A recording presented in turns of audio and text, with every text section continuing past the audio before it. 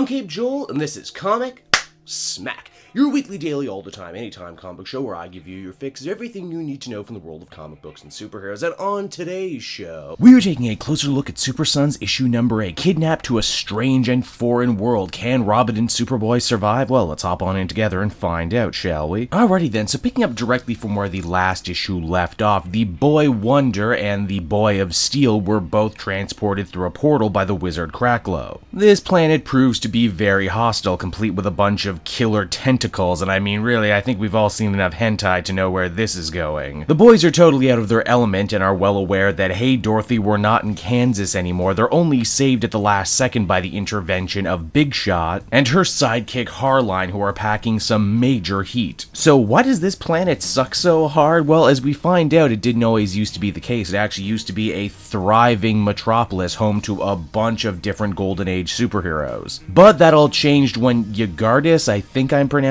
that right, a terrifying space parasite consumed the planet to feed itself, essentially making what they're standing on right now a living planet, not unlike Mogo. Actually, for those of you out there who know your DC lore, you'll know Yggardis was actually part of the Forgotten Supervillains team, a bunch of leftover Golden Age baddies whose membership also included, yeah, you guessed it, Kraklow and a bunch of the other villains that Superboy and Robin fought in the previous issue. Now, how did Hardline and Big Shot survive when their entire world was seemingly eaten by a giant space parasite? Well, this is how things get interesting. They say a hero of their world, a wizard named, get this, Kraklow, saved them by using mysticism. Needless to say, this really confuses the hell out of John and Damien, who had just been fighting a lame wizard named Kraklow before, only to hear on this Earth he's some matter of hero, assuming that they're the same person and we're not running into another multiverse double situation, which we almost certainly are. Either way, the one thing that ties the two Kraklows and indeed this planet together is the magical clay that is used to create essentially sentient super beings out of nothing. In fact, that night as Superboy sleeps, Robin goes out in the night to scout for more information, and he discovers that once upon a time this planet was a huge depository of magical clay, meaning that that's almost certainly the reason that Yggardis the parasite attacked it in the first place. This means that if the boys ever want to get home, they're going to have to find this world's Kraklow and on the double, but they're going to have some opposition in that regard because as the comic winds down, the living planet just kind of pops on in to say hello and brings an army of clay superheroes to fight them.